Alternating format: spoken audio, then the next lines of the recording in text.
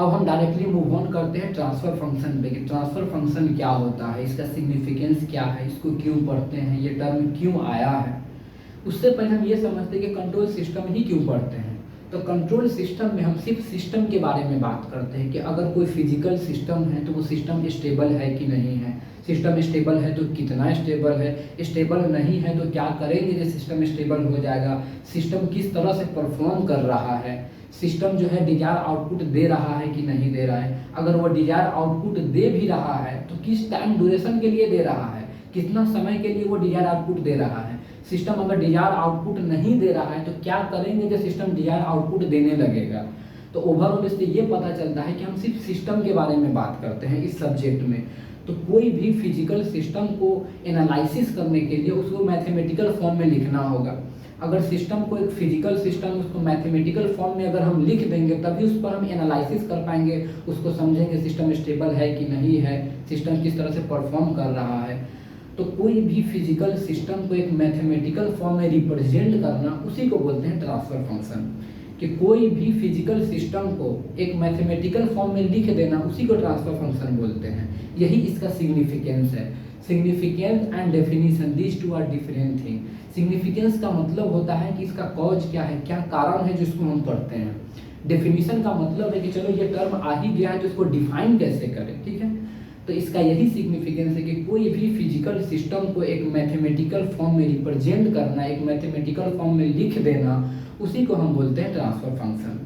और इसका डेफिनेशन है कि the ratio of Laplace transform of output and the Laplace transform of input is called as transfer function, ठीक है। और इसका दो लिमिटेशन है। दो लिमिटेशन ये है कि सिस्टम जो है should be linear time invariant. First limitation is that कि all initial condition should be zero and second limitation is that the system should be a linear time invariant. तो ये दोनों लिमिटेशन के बारे में समझते हैं कि system should be a linear time invariant का मतलब क्या होता है। इसका मतलब ये है कि लीनियर टर्म आ रहा है, टाइम इनवेरिएंट आ रहा है। तो टाइम इनवेरिएंट का मतलब क्या है कि कोई भी सिस्टम है वो टाइम के साथ चेंज नहीं होना चाहिए। अगर कोई सिस्टम है टाइम के साथ वेरी कर रहा है, मतलब अगर कोई सिस्टम अगर t=1 सेकेंड पे कुछ और तरह से परफॉर्म कर रहा है, t=5 सेकेंड पे कुछ और तरह से परफॉर्म कर रहा है, तो सिस्टम समय के साथ चेंज हो रहा है। अगर सिस्टम समय के साथ चेंज होगा तो उसको हम एनालिसिस ही नहीं कर पाएंगे। तो सिस्टम जो है टाइम इनवेरिएंट होना चाहिए, सिस्टम समय के साथ बदलना नहीं चाहिए। इसीलिए लिमिटेशन है कि system should be a linear time invariant. Linear time invariant के नॉर्मली शॉर्ट फॉर्म में LTI भी बोल देते हैं कि सिस्टम शुड बी LTI। तो LTI का मतलब होता है लीनियर टाइम इनवेरिएंट। तो ये तो हमको पता चल गया कि टाइम इनवेरिएंट क्यों होना चाहिए। अब बात करते हैं लीनियर के बारे में कि लीनियर क्या होता है। लीनियर एक मैथमेटिकल टर्म भी है, इसको हम मैथमेटिक्स में भी पढ़ते हैं। लीनियर जैसे कि कोई इक्वेशन को देखते हैं, इक्वेशन में उसको पावर को देखते हैं, तो इसलिए हम डायरेक्टली इक्वेशन को देख के बोल देते हैं कि जो वो इक्वेशन है वो लीनियर इक्वेशन है या डिफरेंशियल इक्वेशन है। जब इसको हम नेटवर्क में पढ़ते हैं तो हम ग्राफ को देखते हैं, वोल्टेज एंड करेंट को ग्राफ जो है वो ओरिजिन से पास होना चाहिए और वो स्ट्रेट लाइन होना चाहिए। अगर इस तरह का है तो उसको हम लीनियर बोल देते हैं। अगर मान लेते हैं कि कोई VI कैरेक्टरिस्टिक है, VI कैरेक्टरिस्टिक का मतलब होता है कि वोल्टेज एंड करेंट का ग्राफ। तो वोल्टेज एंड करेंट का ग्राफ देखते हैं, वो ओरिजिन से पास भी हो रहा है, वो लीनियर भी जा रहा है, लेकिन कुछ टाइम के बाद वो सेचुरेट हो जा रहा है तो उसको लीनियर नहीं बोलेंगे, वो पूरा स्ट्रेट लाइन ही होना चाहिए और वो ओरिजिन से ही गुजरना चाहिए। ओरिजिन से पास हो रहा है और स्ट्रेट लाइन है तो वो लीनियर है। ऐसा हम नेटवर्क में पढ़ते हैं। और मैथमेटिक्स में हम इक्वेशन को देख के बोलते हैं लीनियर इक्वेशन है या डिफरेंशियल इक्वेशन है।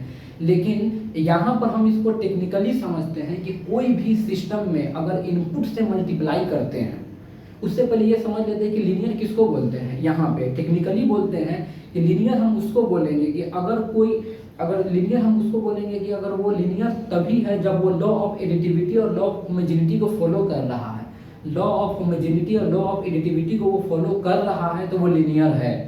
लॉ ऑफ होमोजेनिटी और एडिटिविटी क्या है उसके बारे में समझते हैं। जैसे कि लॉ ऑफ होमोजेनिटी है कि कोई भी सिस्टम के इनपुट में कोई कांस्टेंट से मल्टीप्लाई करते हैं, अगर वो सिस्टम के आउटपुट में वही कांस्टेंट से मल्टीप्लाई करने पर सिस्टम चेंज नहीं हो रहा है तो उसको लॉ ऑफ होमोजेनिटी है, लॉ ऑफ होमोजेनिटी को फॉलो कर रहा है। और सेम इसी तरह से एडिटिविटी भी है, ठीक है, ये हम आगे देखेंगे। तो लॉ ऑफ होमोजेनिटी एडिटिविटी को फॉलो कर रहा है तो वो लीनियर है। तो जो सेकेंड लिमिटेशन था उसके बारे में समझ में आ गया कि law of homogeneity, law of additivity को फॉलो कर रहा है तो वो लीनियर है, टाइम इनवेरिएंट क्यों होना चाहिए। तो जो सेकेंड लिमिटेशन है कि system should be linear time invariant क्यों है, इसका लिमिटेशन ये क्यों है, तो उसके बारे में हम समझ चुके हैं।